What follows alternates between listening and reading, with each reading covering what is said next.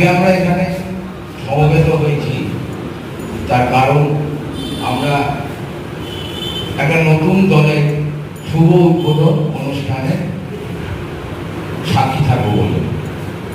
সম্পূর্ণ ঘরোয়া অনুষ্ঠানের মধ্য দিয়েই আমরা আমাদের পথ